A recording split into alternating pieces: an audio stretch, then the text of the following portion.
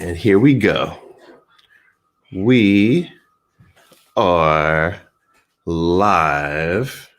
Let me make sure, guys. So what I'm doing is I'm checking across. So I see we're live on Facebook.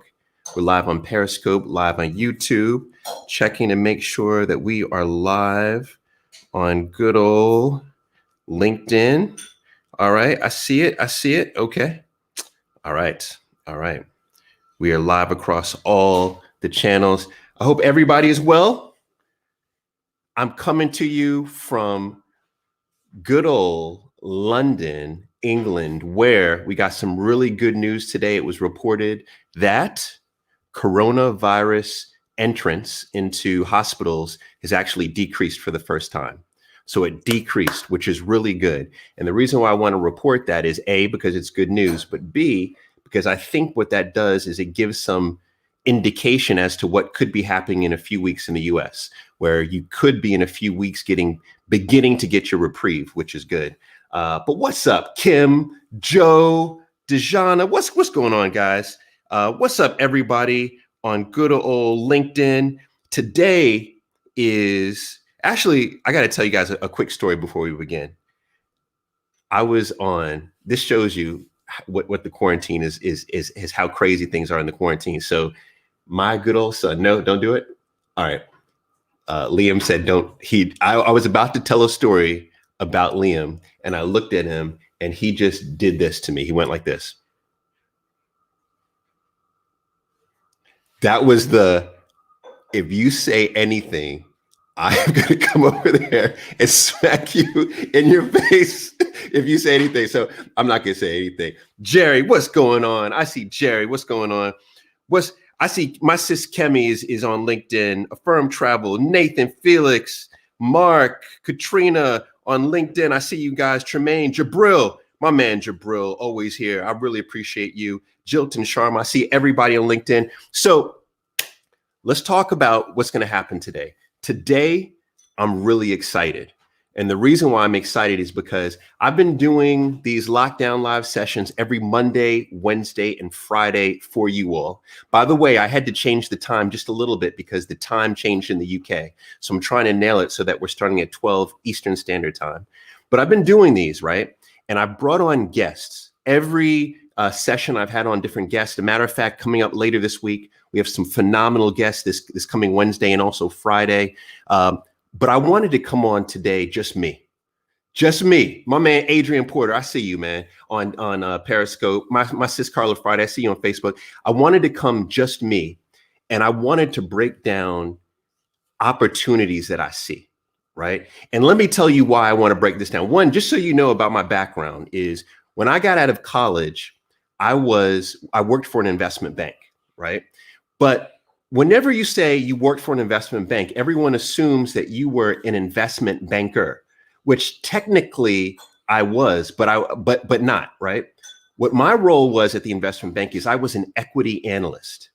So it was my job to look at financials of publicly traded companies, as well as companies that were about to go public, go in, meet with the executives, meet with management, and basically come up with my prediction of what was going to happen with that company, right? Was it financially healthy? Was it going to grow? Or was something happening where it wouldn't grow, right? My job was to look at all of this data and then decide where the trend was. That was my job. This is my training. Whenever anyone asks me, Paul, what is it that you do? Like, what is your special sauce? I always go back to, I think I'm very good at being able to look at lots of information and come up with trends or come up with opportunities or come up with little areas maybe that could be fixed. I'm good with my analytical ability. So what I've been doing is over the last 2 weeks, I've been looking at how people have been using social, in particular brands. I've been looking at how small businesses, right, that's inclusive of brands. I've been looking at individuals. I've been looking at how big businesses. I've been looking at where we are today versus maybe where we were with the recession, right around 2008. And I've come up with what I believe are opportunities for you if you want to build a brand, right? If you are thinking about starting a business, if you're already an entrepreneur, right? This session is essentially 10 pockets of opportunity that I see for you. So what I'm going to do is I'm going to go through all 10. I'm going to break it down in detail, and then I'm going to stay for any questions that you have. All right. Does that sound good? Does that sound good? But before I do that, I need to see where you're watching from. I think we're at almost 500 live right now, which is incredible across all platforms. Tell me, where are you watching from? My man, Ryan. What's up, Ryan? I see you. I see everybody. Tell me, where are you? Let me give some shout outs to where you guys are. Let me see where LinkedIn is at. Oh yeah, I see my sis Maria from Mexico. Mexico, how's everything in Mexico? I'm not seeing a lot of reports in Mexico. Maria, tell us how's everything going in Mexico. My sis from Harlem. There we go. There we go. Althea from Toronto. My sis right here from London. I love it. I see Bethesda in the house, close to where I used to live, right? Bethesda. We've got my man Brandon coming in from ATL. My sis Janie coming in from Orlando. I see everybody, but you know what? I haven't seen any Jamaica. What's going on? Jamaica. What happened? What happened? Are all Jamaicans asleep right now? What happened to? Hold on. Let me search through LinkedIn. I see Dubai in the house. My man Nick, RJ, right there you go. Watching on YouTube. Watching from New Hampshire. That's what I'm talking about. Where is Jamaica? Uh-oh. I'm depressed right now. Liam, I see Thailand. I see all over UK. I see Jacksonville. Liam, we don't see any Jamaica. There's not one. You know what? That's it. I can't do the stream today. I'm not doing it. I see Atlanta, my man from Turkey, Harlem. Oh my, Bahamas, Dallas. I don't see any Jamaica. Oh my gosh, this is terrible. I see no one from Jamaica watching. Okay, hold on for a second. Hold on. My man Carlton Richards from Jamaica. My sis Sophie. All right, the Jamaicans were late. I'm sorry.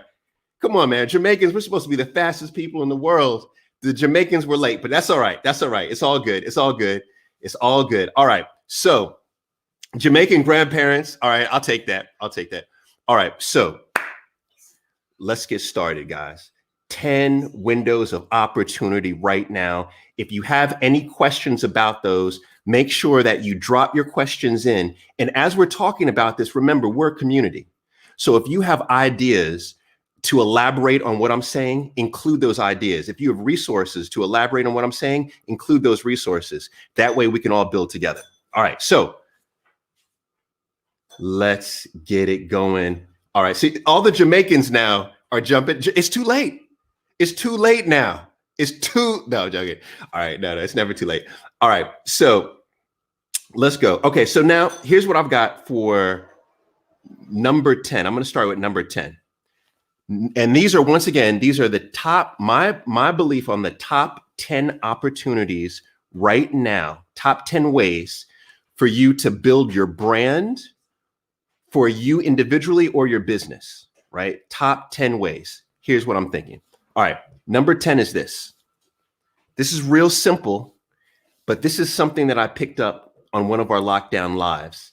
And this was the lockdown live where we were talking about social networking. We had Dr. Natalie, we had April Franks on, we had Mark Metry on. And in that discussion, this was touched on, but I want to go a little bit deeper because this is an area that I truly believe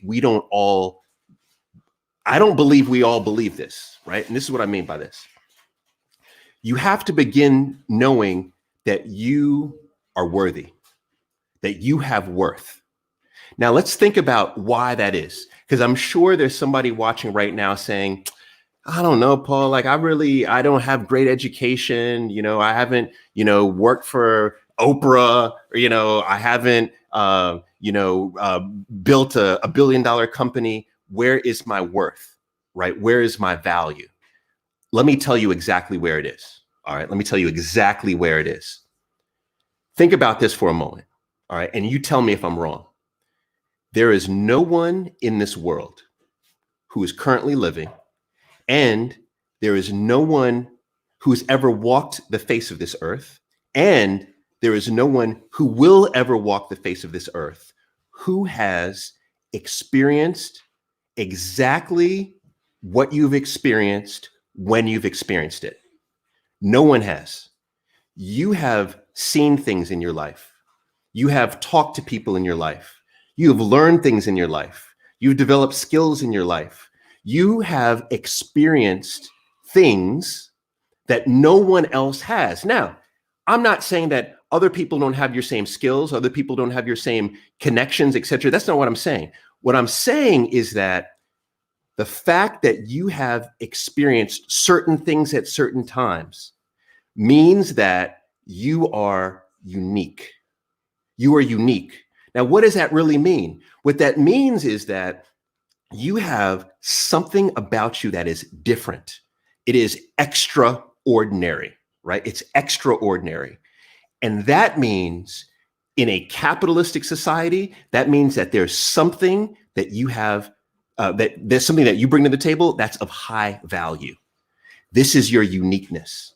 And this is something that I want you never to forget. There is something that you possess that someone else needs. There's something that you know that someone else needs. There's a connection that you have, a friend, a family member, someone who you're connected to on social that someone else needs to get connected to. There's an opinion that you have on a business that some CEO needs to know, right? You have uniqueness beyond measure, and you must start with that belief. All right. That's the number one opportunity, is you must start with that belief. All right. That's number one. Let me go to number two. All right. I see a lot of yeses. I see a lot of yeses on that. My man Ryan says you're preaching. All right. There we go. Look at this. Let me just say this. Why are the Jamaicans? Why are we so late? No, I'm playing. All right. They're really going to get angry with me in a second. But like, yeah, my man G right here. Right. I'm unique. You must. And actually, right now, everyone, you must, if right now, this is real talk, real talk. If you're watching this, because I know right now, where are we? We're at 750 people live right now, but I'm going to make a commitment to you. If you don't believe you are unique, DM me. I'm going to make that commitment. DM me, and I'm going to then tell you why I believe you're you. If you need someone to tell you what about you is unique, you need someone to help source that out, just message me. All right. It'll take me a while to get to you over the next week or so, but I will message if so you have to know that you're unique. All right. Let's go to number two. Number two is something that I promise you, if you were an entrepreneur, you are probably getting wrong. All right, here we go. Here's number two. Number two is this. You must create a good avatar. Now, what is a good avatar? What is an avatar? Why do you need to create one? If you're a personal brand, do you need to create one? Absolutely. Here's the bottom line. If you are an entrepreneur, someone who is already running a business, you have products and services, but you're selling those products and services to someone. If you are trying to grow your brand as a thought leader, right? What you're trying to do is you're actually trying to influence a certain population, a certain group. That group that you're trying to influence, that is your avatar. If you're selling a product or a service, that person that you're selling to, that is your avatar. But now here's the problem. The problem is most people, and I'm telling you, I have been teaching entrepreneurship now for 10 years. I'm a dinosaur. That's a decade, right? For 10 years. And I will tell you, 99% of the students that come into any of the classes that I've taught, 99%, and I'm talking about MBA level stuff, right? They will come in with the wrong avatar. So what is the right avatar? Let me tell you, let me break it down. I'm gonna try to share my screen with you guys right now. Let me see if I could share it. You tell me if you could see this. All right, let me share. All right, so, okay, share. All right, can you guys see that? Give me a thumbs up. Let me see on LinkedIn if you guys can see that. Let me see if LinkedIn, you guys can see that. All right, nice, nice, nice. All right, let me see if you guys, Facebook, Periscope, you guys see? All right, perfect. Thank you. All right. So now this is an avatar. This is an avatar that one of my students did after I had worked with her for several months. And I want to explain some of the reasons why this actually is a good avatar versus a bad avatar. Normally, whenever I say, who's your customer, I'll hear something like this. Well, she is average age between 25 and 35. She lives on the East Coast. She's a Black woman. My son's looking at me like I'm crazy. No, a good avatar doesn't have a range, right? A good avatar doesn't live across all of the East Coast, right? That's not what a good avatar is. Specific. A matter of fact, my students will tell you my two favorite words: specificity. Avatar. Yeah, Kingston's trying to answer it. Yeah, all right. Kingston's trying to answer it, right? But my two favorite words: specificity and granularity. Here's the reason why this is a great avatar. It specifically will say Bob, right? This is Bob. Bob's age is 37 years old. He does work at this particular place, right? It breaks down specifically who the person is. Now, this is very important, and I'll tell you why this is important. It's important for many reasons, right? But as it comes to your marketing plan and building your brand and building your business, this is very important because you need to know exactly what the pain point is of your avatar. Ultimately, that's what it's about.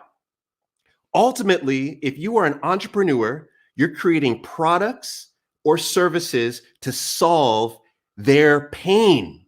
That's really what you're doing as an entrepreneur. As a thought leader or someone who's building a brand, what you're doing is you're really creating content to solve the deepest pain point. This is what you're doing. And you can't have a range of people to solve a pain point for. You need to have one person.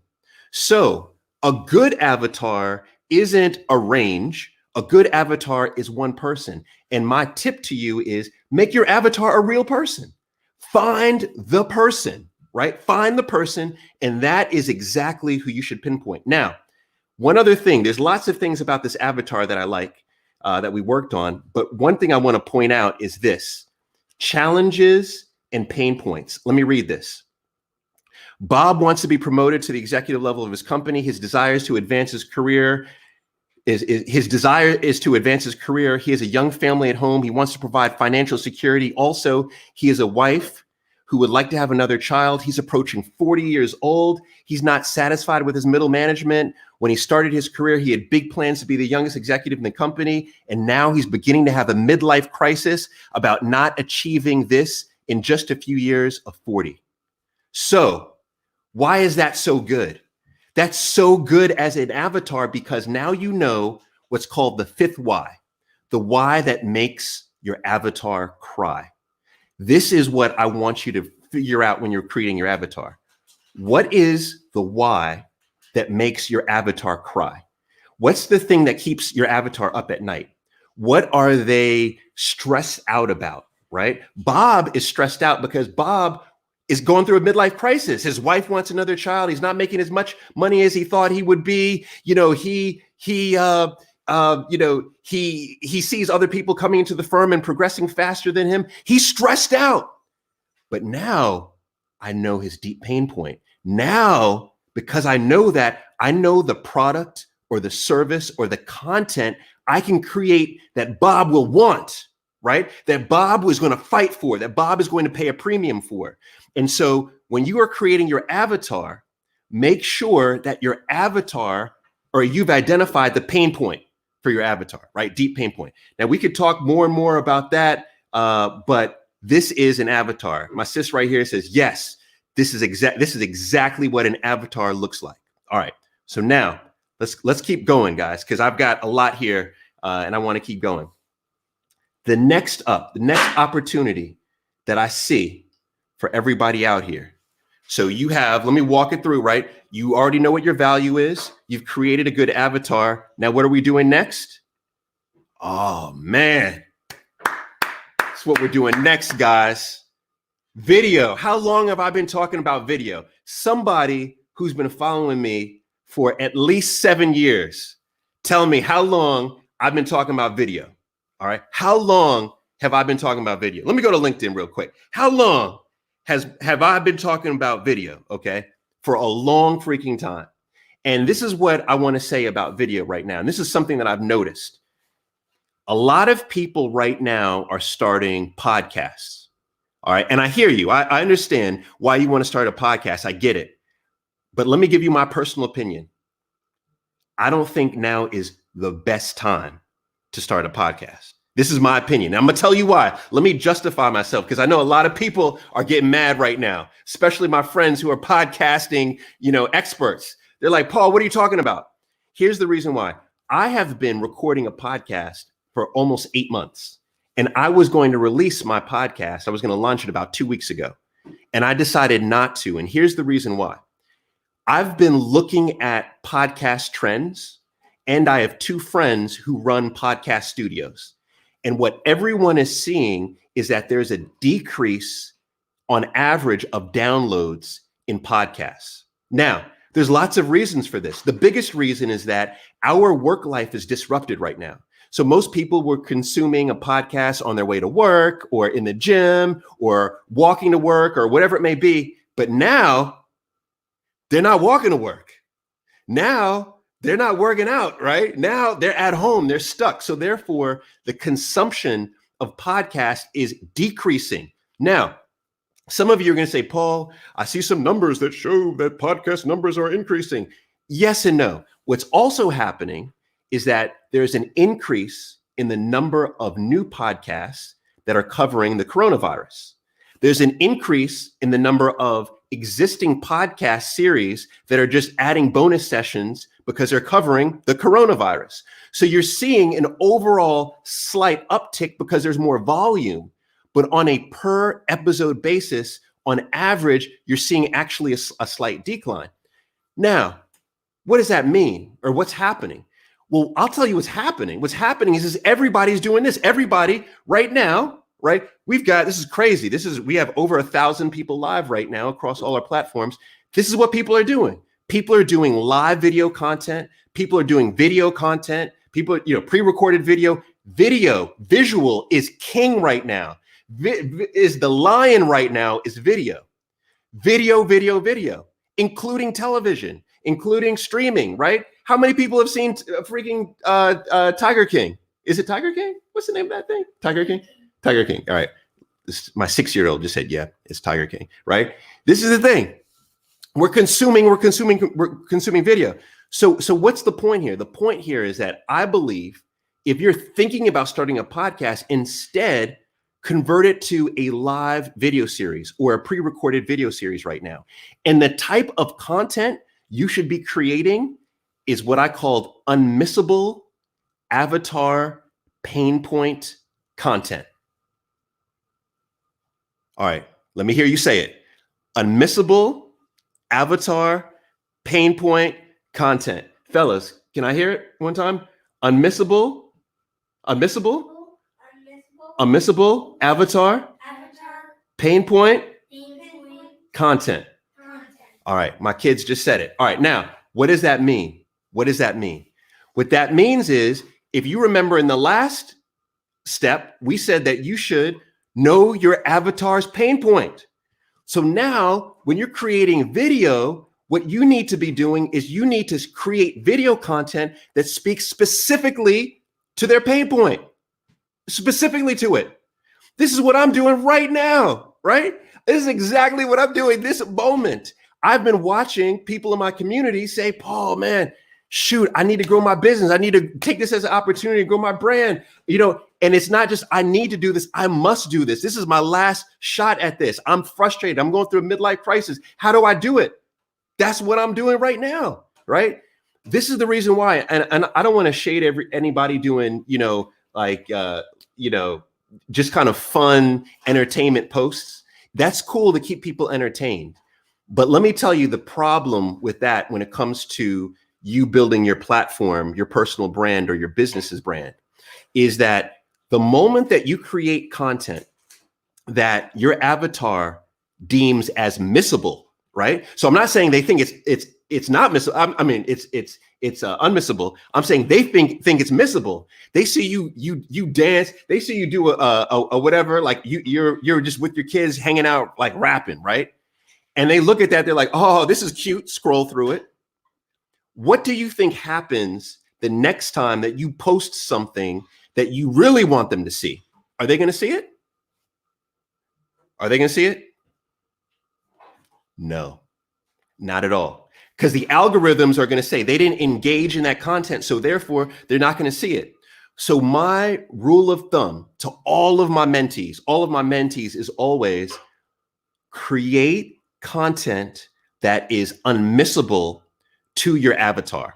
So before you hit post, you ask yourself, what does my avatar believe this is unmissable? And if the answer is yes, post it. If the answer is no, then adjust it. Make sure that it is unmissable, okay? Because if it is not unmissable, it will be missed. And the algorithms will make sure that it's missed. Because remember, if your folks are not engaging on your content, then they won't even see it the next time you post it. All right, so that is number 8. That's number 8. All right, here we go. My man Marshawn saying good points. My man G. James is still up in the house. Let's see. LinkedIn, how we doing? Charles Murray, I see you there. Ingrid saying how unique she is from saying Marsha White throwing up the Jamaica. I love how the Jamaicans are like, look, Paul, we were not here early, but we are definitely in the house. They're calling like their cousins, like you better get on this live right now. Quick, Paul needs some Jamaicans. All right, my sis is saying this is some real stuff, unmissable content. That's what I'm talking about. All right, you guys ready for 7? Let's go. Let's get 7 going. Oh, 7 is good. 7 is really good. All right. Check this out. Local news has more opportunity than any point in our lifetime. Now, this morning, I did local news. From London, I did local news in New York. Okay, so I did a quick hit on a New York local news show. Now, why, right? Why? What's the point of local news right now?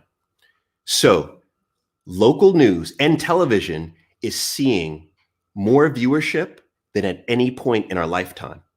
A matter of fact, here in London, the BBC reported that, well, actually they didn't report, but analysts reported that the BBC was averaging last week. So on average, the BBC might do 1 or 2 million viewers is what it may get, right? So on an average show, 1 to 2 million viewers, right, is what an average show might do.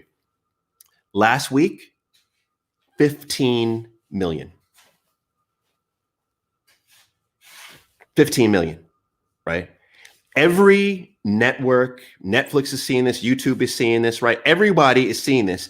And guess who is actually seeing even higher rates? Local news.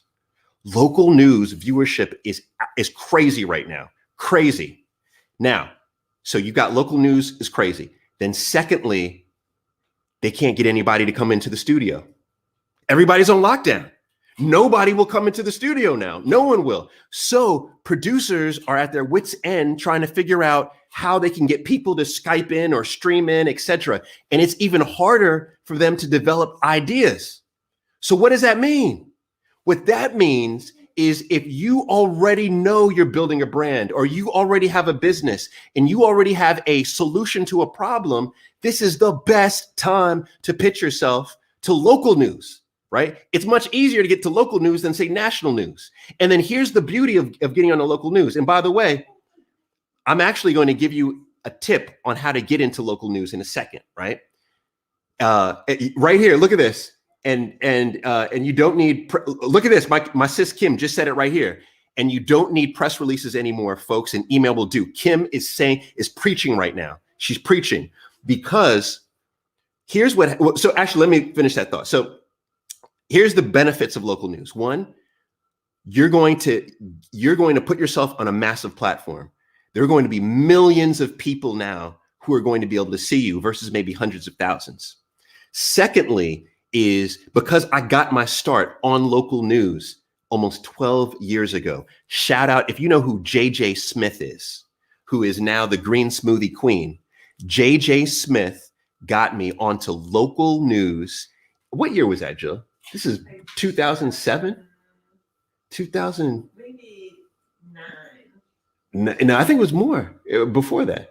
Or maybe early 2009, right? JJ Smith, the smoothie queen, right? She got me onto local news. And the benefit of being on local news is that once you're on local news, then national news is more interested in booking you. Once you're on local news, then talk shows are more interested in booking you. Why? Because the producers from the national shows and the the bigger shows, they look at the local shows, right? So that's another thing. Now, look at this. Folks saying they love JJ. Yeah, JJ is phenomenal. So what I say is this is benefit. The other benefit is that as you're trying to grow your brand, there's credibility. We love to see if someone else has clout, if someone else has been vouched for. And quite honestly, and I hate to say it because I am on television. This is almost a full-time job for me. But being on television doesn't make you any smarter, more astute, etc., better product, better service than anyone else. But we believe this. We just believe it. It's just all around the world, we believe it. So you want to get on local news. This is good. You want to get on national news. So how do you do it? Kim just said it right here. I completely agree with her, is that what you want to do is you don't want to have a press release, and you shouldn't, and in my opinion, you don't want to have someone pitching you. And this is no disrespect to all the publicists out here, but I think it's always best to come from you. And here's how I suggest you do it. This is my secret tip of pitching, right? I feel like now the world is going to know, because this is something that I normally only tell to my mentees, is there's this thing, IMDb, right? It's the internet movie database, I think, IMDb, right? IMDb. But what IMDb does is it tracks all of the staff that works on a show. I shouldn't say they track it, but they list. So you could pull up any show, any television show, and you can look and see who the producers of the show are, who the executive producers are, who the showrunners are. You could see all of that on IMDb. So my secret tip here, and this is to get booked on any show, is put your favorite show into IMDb, whatever your favorite show is, right? Talk show, whatever it may be. And then what you want to do is you want to look at the producers, not the executive producers. They probably are not going to respond back to you, not line directors or any one of those technical things, but you want to look at the producers, segment producers. And you want to then go to the segment producers' Twitter or their Instagram. And here's the fascinating thing. Most of the segment producers, they don't have massive followings. So they have enormous power, but they don't have a massive following, right? So you go to the segment producers' Twitter or Instagram, and then you drop them a message. 9 times out of 10, they're going to get back to you, right? Direct, right to the source. And we're going to talk about, here we go. My man Marshawn just put it up, right? There it is, Internet Movie Database. And the beauty is that you're going to have their attention. Now, what do you do with their attention? I'm going to talk about that in a second. But just like, and Kim is saying it right here, she's saying it right here, don't be afraid to slide in the DMs of producers and reporters too. This is exactly what you want to do. I'm telling you, instead of spending $3,000-$5,000 on a retainer for a publicist, publicists don't put out a death warrant on me, but I'm just keeping it real, right? My wife is like, "Oh, this is shade." Hey, I have a love for many publicists, but I'm just trying to say right now, best pop for your time is to do exactly what I just mentioned, right? Exactly what I just mentioned. All right. So that is 7. All right, let me get to 6 right here. Oh, okay, 6 is good. I really like 6. Okay, so 6 opportunity is become a 2-month intern. Now, what do I mean by this? Become a 2-month intern. So right now in London, where I am, chances are we're going to be under lockdown for at least another 30 days, quite possibly 2 months or more.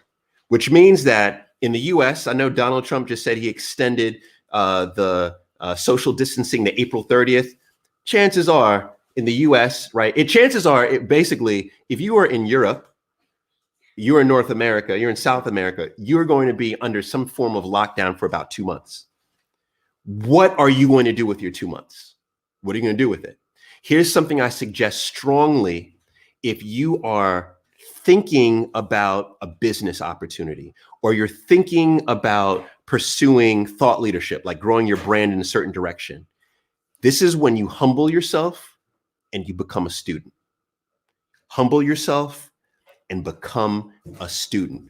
Right now, and I've seen it in my inbox, so this is something that I believe can be effective, is I believe there's no better time in our lifetime to reach out to a business which 99.9% of businesses have been negatively impacted, which means that 99.9% of small brands, right, entrepreneurs have been impacted by the coronavirus pandemic. Reach out to them and offer your help, offer your assistance, right? Now, I'm going to talk about how you do that in a moment, but I'm talking about you offer it pro bono and you give a length of time. And it's important to give a length of time because being a small business owner for over a decade, I can tell you that you don't want to have somebody come in and intern with you for 2 weeks and you train them up. You're going to spend 2 weeks training them and then they leave, right? You don't want that.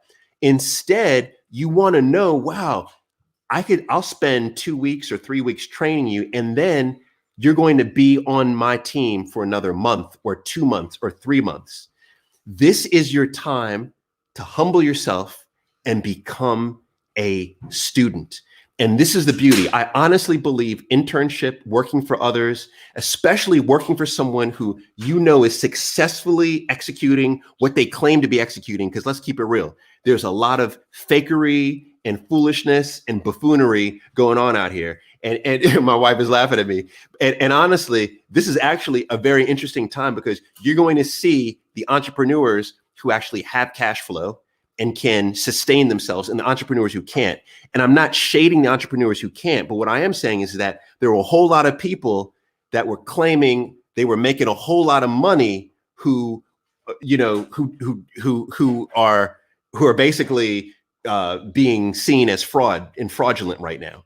But my point here is that what you want to do is you want to find credible people and you want to figure out how you can intern with them. That is free services that you are providing to them. And what you're telling them is you're being honest, right? Always be honest. The honesty is look, I want to do A, B, and C with my career. I'm thinking about launching a business in blah, blah, blah. I need to develop my salesmanship, right? So I want to come on as a sales intern. I want to sell products for you, et cetera, right? Whatever it may be, but you're honest about it, because the worst thing to do is to burn a bridge. Let me tell you what several people have done to me, right? People who might even be watching right now, but I'm going to tell you, I'm going to keep it 1,000 and be truthful with the behind the scenes of this intern stuff. I have had people who have come to me as clients, not even interns. They've come to me. Look, Jill is like, yeah, they've come to me, especially in our matchmaking agency, and they would buy the service. They would go through the whole matchmaking service. And then 3 months later, they would open up a matchmaking agency.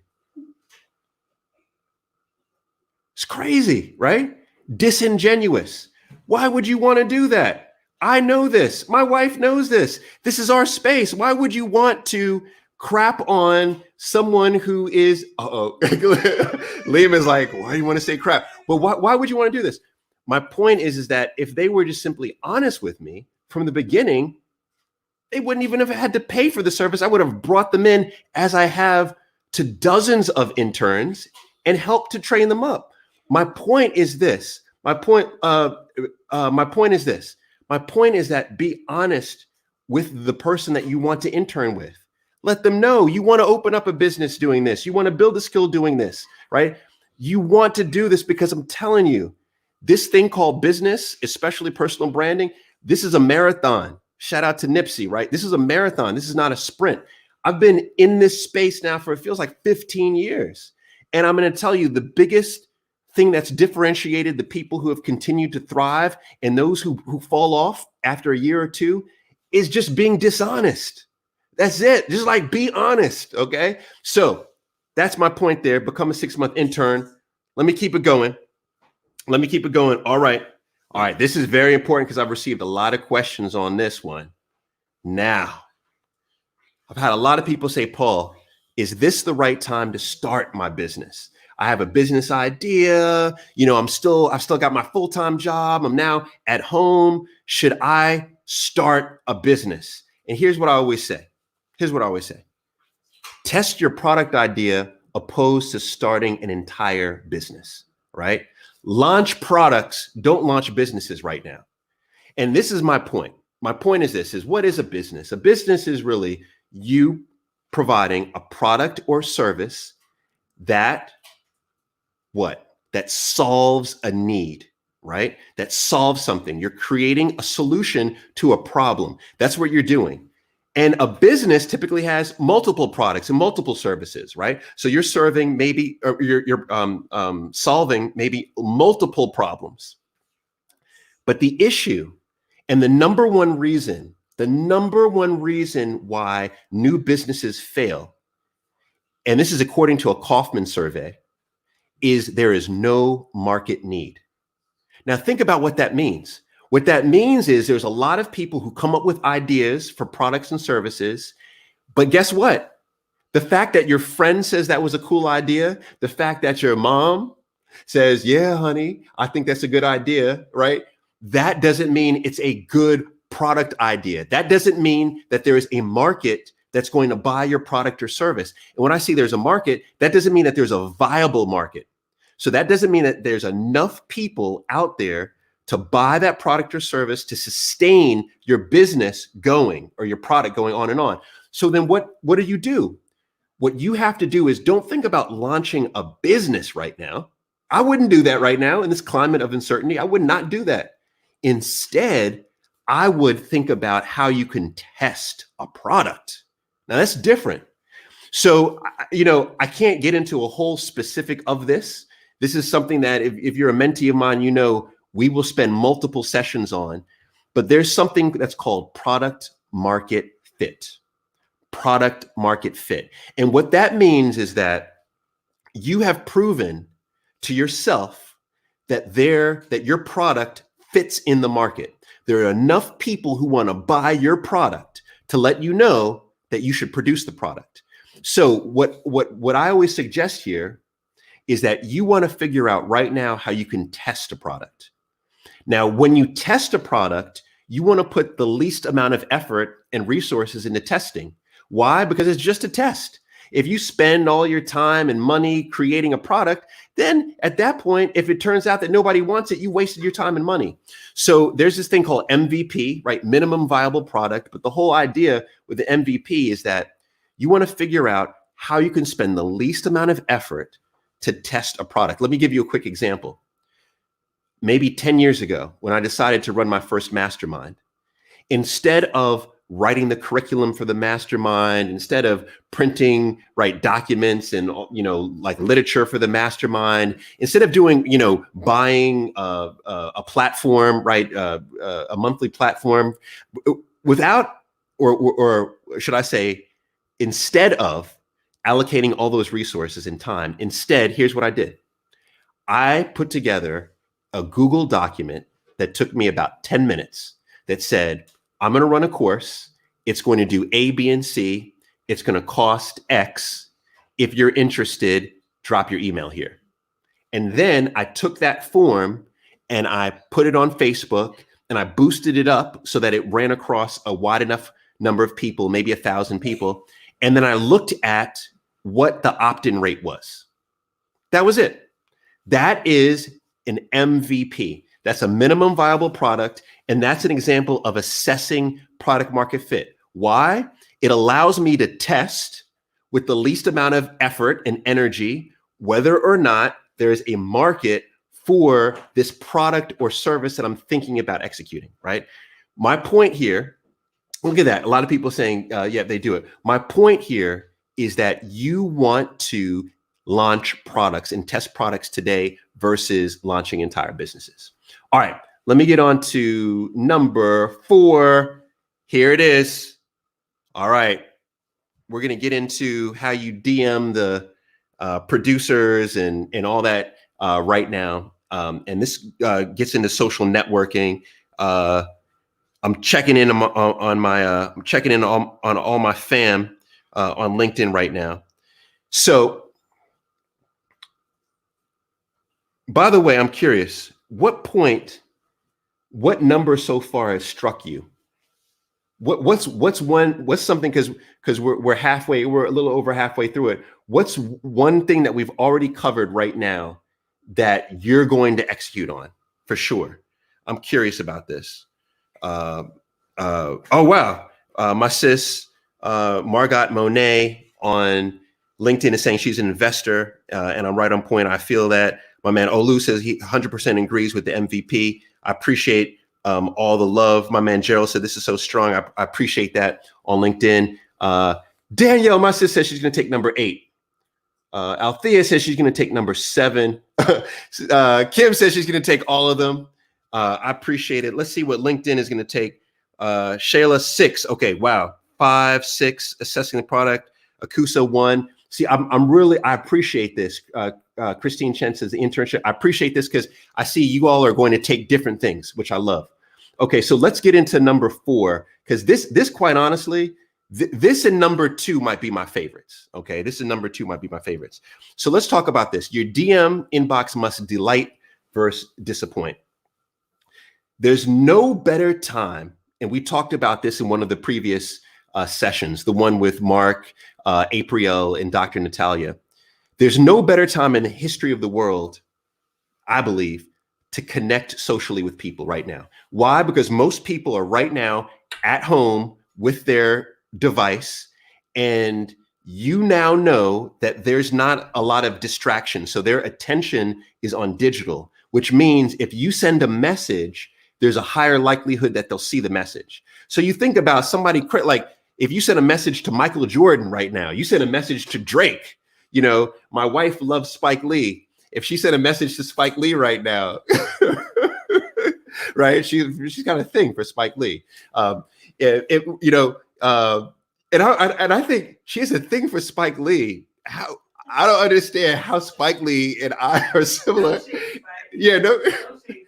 I mean, I'm just saying. I'm not saying I'm superior or he's superior. I'm just saying I don't see how we are the same. But she loves Spike Lee, and I'm assuming she loves me, right? All right, thank you. So my point. What's my point? I don't even know what my point is. My point is, there's no better time in the history of the world to reach out and connect with someone.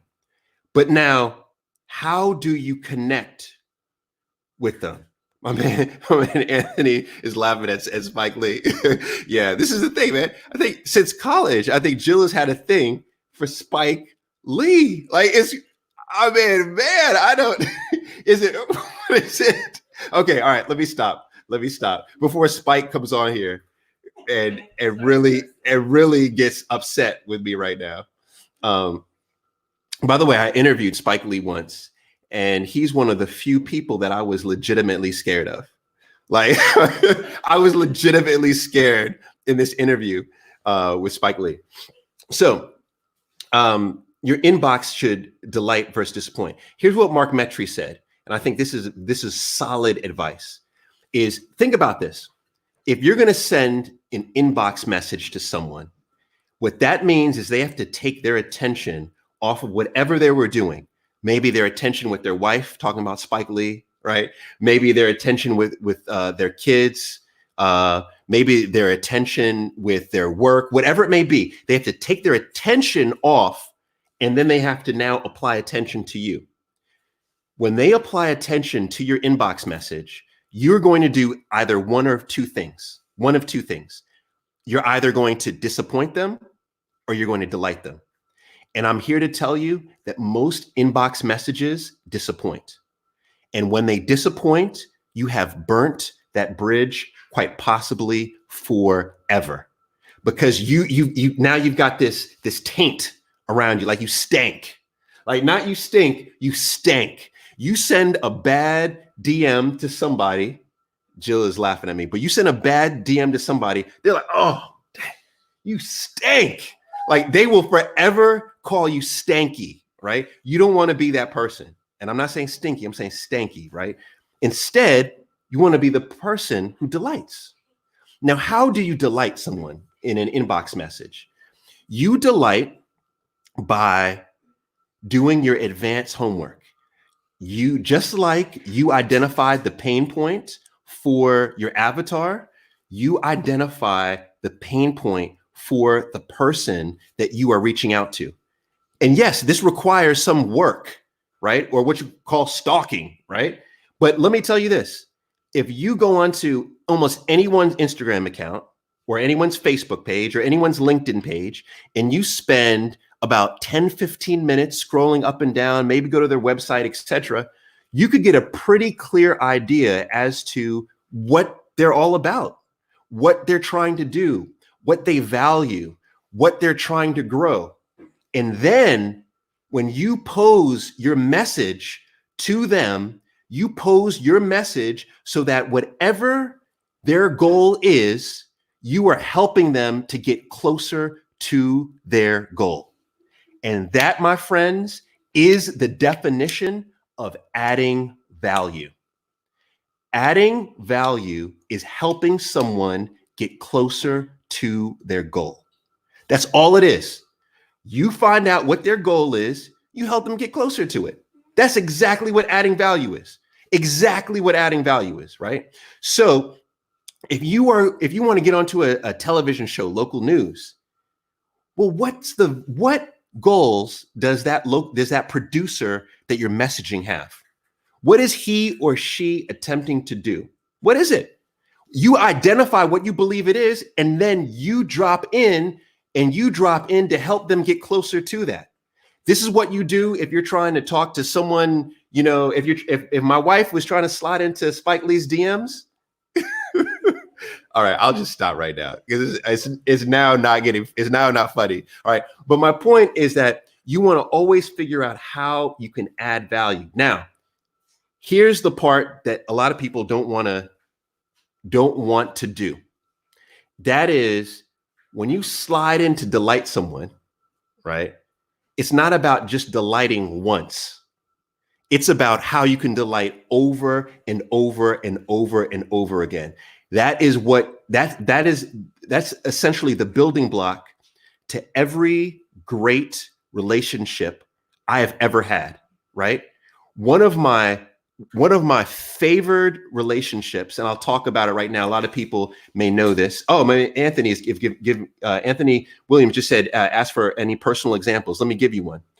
One of my favored relationships, and someone from his organization is probably watching this, is with my mentor and friend, Enver Yücel. He is a billionaire. He lives in Istanbul, Turkey. And he is someone who I adore.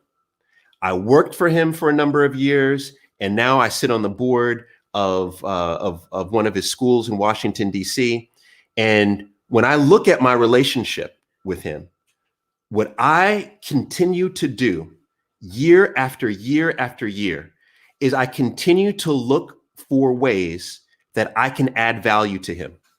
I know what his goals are. His goals are not to get specific, but bottom line is he runs the largest educational holding in the world, So I know personally what his goals are. I know business-wise what his goals are. And what I do is I actively think about what I can do to help him.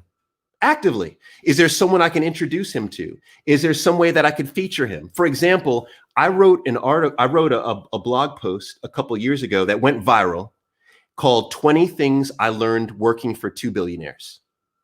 Now, let me tell you, actually, I'm going to tell you something very secret, close to the chest that I've kept about that. But I want to answer my man, Anthony. I want to respect Anthony. Anthony is a good friend of mine. I want to respect, I want to be truthful about the underbelly of relationship building. So when I wrote that article, 20 things I learned working for two billionaires, there were several things that I was trying to do with that piece. But one of the things I was trying to do was I knew at that time that Enver Yücel was building his global brand, right? Oprah was already well known, but he was building his global brand, so he's someone who's well known in the Middle East, definitely in Turkey, some parts of Europe, but not globally. So what I wanted to do is I wanted to link him to a global figure. And I wanted to put that piece out into the world. And I thought if that piece got traction, if it got popularity, then if you Google his name, you would then pull up Oprah's name. Oprah has immediate credibility in the eyes of many people. This would help to transcend his credibility. And that's exactly what happened. Exactly. That piece ended up being taught in certain schools. NYU, actually, there was a professor at NYU that taught a course specifically on Oprah and Enver. His brand was able to get legs from it. Now, how was I helping him? I was helping him because he was trying to grow his global brand, right? That was an example of me doing that. So my point here is that you always want to be delighting, and your objective must be how you can delight over and over and over and over and over again. You have to delight, delight, delight. And so my point here, I hope that answered your question. My point here is that you want to delight in the inbox. You don't want to disappoint. Let me get to number 3, because I want to get to number 2 here, which is my favorite. Now, here's number 3. This is real sneaky, something I learned, but I'm going to tell you what, it works. All right. It works. Now, let me tell you something. Now, some people may laugh when I do this, especially on LinkedIn. You may laugh, right? Now, this is what I noticed. A couple years ago on LinkedIn, connected to that article. After I wrote 20 things I learned working for 2 billionaires, the piece went viral on LinkedIn. And because it went viral on LinkedIn, tens of thousands, then 100,000, then 200,000 people, right, started following me on LinkedIn. So basically on LinkedIn, I am top 1% of people followed, right, on this whole social platform, which is incredible.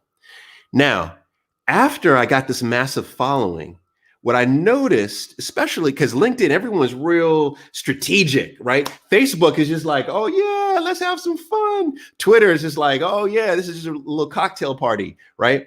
But on LinkedIn, people are real strategic. So I noticed on LinkedIn that I would start seeing people that I'd never seen comment before write these long poetic dissertations on my LinkedIn posts. Like they were just real soulful.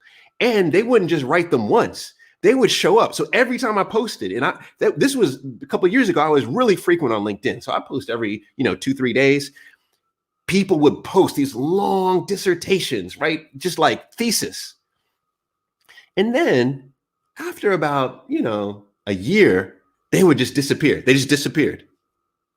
And I thought, that's unusual. Like, why did they just disappear? I don't understand. And it hit me. They were using me. And I tell you what, Kingston is like, what? My son Kingston is watching this. He's got the front row on this. And here's my point is I think this is a fair strategy. And a lot of people have done this. And this is the reason why I said this is a fair strategy. If you comment, if you engage on the post of someone who has a large engagement, right? If you're heavy on your engagement and you're adding value in the comments, then what's going to happen is your comment is actually going to float up to the top of all of these other comments. People will see that, and then therefore they will end up most likely investigating you, following you, etc. Now, if you want to be really, and by the way, Jerry's like, oh my God, by the way, I'm not mad at this. I'm not mad at this strategy. I think this is a smart strategy. I think this is a very smart strategy. So I mean, I'm not knocking the hustle at all. A matter of fact, I'm going to tell you an even smarter way to do this is every comment. Yeah. Look at this. G is breaking it down perfectly. Every comment, like, and engagement should be strategic. This is very important. Is going back to that avatar that I was talking about earlier. What you want to do is you want to identify the people on social who your avatar follows. See, everything goes back to the avatar. It always goes back to the avatar. That's why you must have a good avatar. If your avatar, sorry guys, plug your head in, put your ears in, put your ears, yeah. If your avatar sucks, if it's crappy, then your results are going to suck and they're going to be crappy. But if your avatar is great, everything will roll well. So what you want to do is you want to identify the account that your avatar follows. Then, just like G is saying, you want to then strategically engage on those comments. You want to, you should be liking the comments. You should be adding value in the comments. And it's not just an arbitrary add value like, oh, great comment. No, I'm talking about adding value, which, remember, adding value is, what's adding value, King? What's the definition of adding value? Adding value is helping someone get closer to their friends. No, to their goal, right? Adding value is helping someone get closer to their goal. So on that post, if someone has a comment and they have a question, you want to help. That's their goal. Their goal is to get an answer to that question. You want to get them to that answer. You want to get them to that solution. So be very strategic, very strategic. All right. Very strategic on this. All right. So that's what I saw people do. Right. And you know, what's funny is it worked. It worked. This strategy works. It works on every platform, on Facebook, on LinkedIn, definitely on Instagram. This works. All right.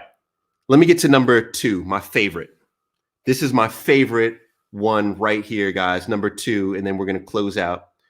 Number 2 is this. One of the top things you could do right now to grow your personal brand and your business is to become a matchmaker. Now, what kind of matchmaker am I talking about here? I'm not talking about a romantic matchmaker, although I have to plug because we are still at over 1,000 people live. So I have to plug this right now. Tonight on my Instagram live, I'm doing live matchmaking. I've got bachelors from all over the country. It's ladies' night. It's going to be crazy. And then next week, it's going to be ladies. So fellas, I got you. It'll be fellas' night next week. So long story short, Instagram, hit me up, Paul C. Brunson. It's going to be great. It's at 10 p.m. GMT, 10 p.m. London time. Jill is going to be on there drinking, right? Yeah. Yep. All right. So anyway, become a matchmaker. What is kind of matchmaker I'm talking about? The best thing that you could do, we're talking about, is adding value to people. We started it off by me saying, know your value. You have uniqueness. Your uniqueness is your superpower. So what I want you to do is think about your avatar right now. Think about the pain points that your avatar has. And now, one-on-one combat. Now, a lot of people will say, what? One-on-one? That's too much work, Paul. I'm running a big business. I don't have time to engage with each one of my, prospects. Well, then you're not cut out for this thing called entrepreneurship. Then you're not cut out for this thing called personal brand building, right? You want to hustle one-to-one. And this is what I mean by hustle one-to-one, is you want to think about the needs of your avatar and you want to provide solutions to your avatar. Somebody who does this well, and actually I've seen him floating around right now on Facebook, is this man right here. I'm going to shout him out, Tony Alexander. If you want to see an example of someone who knows how to be a matchmaker, is Tony Alexander. He is constantly trying to identify the needs of people. He'll see people right here in these comments. He'll figure out, oh, what do you need? And he'll try to connect you with what that is. And what I am encouraging you to do is I'm encouraging you to look within the network that you do have. Look within the resources you have. Look within the knowledge that you have and constantly be trying to matchmake. Now, there's good scientific evidence to show that when you become a connector of two people, you're actually connecting two social circles, which then makes you a super connector. And there's lots of power that comes with being a super connector, but maybe we'll talk about that later. But my point here is that when you're connecting people, what you're doing is you're helping two people get closer to their goals. You're adding value. Become a matchmaker. Lots of people out here, and let me give you a quick example. Lots of people, lots of my avatar, right, my audience, I saw were having lots of mental health issues during this time. Lots of mental health issues. So what I've been doing, especially on Instagram, is I have been offering my time to refer them to mental health professionals, to psychologists and to therapists all over the world. And literally, I'm getting messages all day long from people who are in domestic violence situations, because domestic violence is up right now. People who are thinking about suicide because suicide is up right now. Single parents who are with their child and they're going crazy and their child is scared and they don't know what to do. They're inboxing me. And what I'm doing is I'm referring them, right? I've reached out to friends who are therapists and psychologists, and I'm connecting everybody. Now, why am I doing that? A, because it's goodwill, but B, because I know that connecting people, right? There's value in this, in connecting these social circles. This is an example of me being a matchmaker. So what I encourage you to do is become a matchmaker. Become a matchmaker. Look at this. My man said, you put me on the Power Connector. Yeah, one of the best books, connection books I've read. Last but not least, let me get to number one. Number one. This is number one. It's not my favorite. My favorite is, I think, 2 and 4, but this deserves number one. The number one thing that you could do to build your personal brand right now and to build your business is this: create success habits. I've read every book. I've got Atomic Habits right up there. I've read, everything, right? Charles Duhigg, I've read all of his stuff. Like, I've read everything humanly possible on creating habits. And I think we all understand that you can create a habit in roughly 66 days. Like, for some people, it's a little bit more. For some people, it's a little bit less. But we can create success habits now. Think of the power. Think of the beauty. Is if when you leave quarantine, whenever that is, that you are a better person, that you have better habits, right? So the beauty here is that you can create great habits right now. You don't have to stay up all night and watch Netflix, right? You don't have to get up late, right? You don't have to stay in your pajamas all day, right? You can create phenomenal habits right now. Let me just give you one tip, one habit that I have seen. Oh yeah, I appreciate this. I appreciate that, seeing all these nuggets. Let me tell you the most powerful habit I've seen. And I'm going to go back to Enver Yücel and Oprah Winfrey, but lots of other people I've seen who are very successful in business, very successful in life, what they do, and something that I try my best to do. I don't always get it right, but something that I try my best to do. I think one of the most powerful habits you can have is to have prepared for your day the night before. Real simple. Prepare for your day the night before. What does that include? That includes what you're going to wear. That includes what time you're going to wake up. That includes what you're going to eat. That includes what your meditation or your mindfulness practice is going to be. That includes what your workout routine will be. That includes everything, what you're going to eat. That includes, like, you want to completely control, especially that first part of your day, the first part of your day. You want to prepare for that first part of your day the night before. There's an interesting study. I forgot what book that I read it in. I think it was in When. I think it was in When, which I think Daniel Pink wrote When. But they looked at people who go to the gym. And what they found is that when you look at people who are trying to create the habit of going to the gym, those who put their gym clothes out the night before, 70% plus of those people ended up in the gym. But when you don't put your clothes out, it was 50-50. So think about that. People who went to sleep saying, I'm going to go to the gym in the morning, right? It was 50-50 if they actually went to the gym. But when they put their clothes out, 70% or more actually went to the gym. Why is that? The fact there is that the night before, whenever you've programmed your mind, right? And the secret here is you have reduced the contemplation the next day. That gives you ease to do it. That's really what this is about. I mean, the reason why you pre-program your night before is it's about increasing your willpower. It's about reducing resistance. Let me give you another example. Let's say, this is something that I do all the time. So the night before, I decide what my gym routine is going to be the next morning in the gym.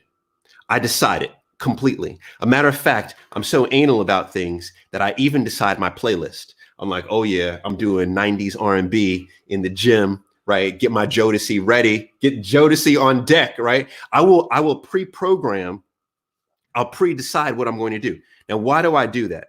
I do that because when I wake up, I no longer have to think. I no longer have to think. And what most of us end up doing is we wake up and we spend our precious, we have a limited amount of thinking power. We really do. We have a limited amount of thinking power for every day. And most of us wake up and we spend our prime thinking time on little things that are so insignificant. Like, oh, what am I going to wear to the gym? Oh, does this match to go to the gym? Oh, no. What am I going to play? Oh, what workout routine am I going to do? Oh, what am I going to, And then by the time you're ready to start your day 2-3 hours later, you've already expended all of that mental energy. You can't think about the important stuff anymore. So instead, what you want to do is you want to pre-program all of that at night, so therefore you don't have to think. So what's happened to me, I honestly believe this. I am very happy with my life. I am proud of my life, and I believe that my life is in part based on good decisions that my wife and I have made. And I think part of what I attribute that to is being able to allocate my mind to the bigger decisions. I don't like to think about small stuff anymore. This is why every time you see me, what do I have on? I have on black, right? Why do you think I wear black so much? Why? Why? Your favorite color. Yeah, why is it my favorite color? I have no idea, but it seems like Duke stuff. Right there, because it makes things so easy. I have black pants on right now, right? I have a black hood. I mean, I don't like to think about this stuff. The point is, the less you can spend on the smaller decisions in your life, the more thinking power you'll have on the bigger decisions, and therefore the better outcome you'll have on those bigger decisions. All right. So that's all I got to say. That's all I got to say, guys. I'm out. Did you enjoy this? Kingston, what do you think? Liam, did you guys enjoy it? All right. Kingston said he enjoyed it other than the bad words that I used. I'm sorry about that. Guys, I want to say, I hope these tips, I hope you use these tips, right? I didn't come on here to just come on here, right? There's lots of other things I could have been doing with my time. I came on here to add value. I came on here to help you get closer to your goals. And I'm going to end with this. And by the way, and keep in mind, I'm not here trying to sell anything to you, right? So everything you hear me saying, this is all pure, right? I have no agenda on this. I was thinking about this morning. I started doing, I started teaching students, right? Entrepreneurship, thought leadership about 10 years ago. And I was thinking about how some of my students today are running businesses that do over $1 million a year. I have some folks who have sold their business. One sold their business for over $10 million, right? I have I've witnessed it. I've witnessed it. A matter of fact, my sis Cassandra always talks about this. Like, let me shout out Cassandra. My sis Cassandra, she was on her couch, on her mom's couch, when she first became my mentee. And now she's running a business that does over $1 million a year. And this is over a short period of time. Now, why do I say that? I say that because Cassandra and these folks are the exception. You know who the rule? The rule, unfortunately, are my mentees who would come on to sessions like this. They would say, oh, yeah, Paul, I like what you're saying. I like number 3. I'm going to do number 8. Yeah, I like number 10. I like it. And then as soon as I hit end, they just go on about their life and they don't execute. I'm telling you, this world, your brand, your business is 99% about your execution. So here's my question to you. I just bestowed all this information to you. Lots of people are right now in the feed, right? Bestowing information. My question to you is now, what are you going to do about it? Kingston just said, woo. What are you going to do about it? What are you going to do about it? How are you going to execute, right? You have, the way that I look at this is you have 60 days. You have about 2 months of being locked down. What are you going to do with your 2 months? What are you going to do with your 2 months? All right. I just want to say thank you. Thank you. We had, man, the engagement has been incredible. I see everybody. Shout out to Teresa Royal Brown on LinkedIn. My man, Carl Dupins. My man, Carl is on LinkedIn. Deb, my sis Deb, 202. I call her 202 Deb. Yvette, Cornisa Johnson. Thank you. Gerald on LinkedIn. Danielle, I see you on Facebook. Tasha, I see you. Kim, I see you.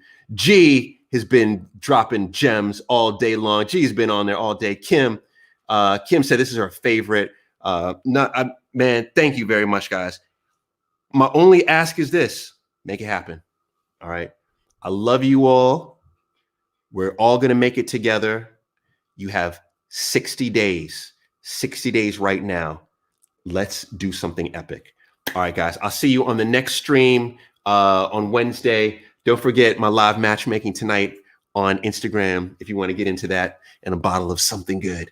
All right, guys. You guys have a phenomenal day. I will see you. Take care. Take care. Take care. Take care. I will see you guys. I will see you.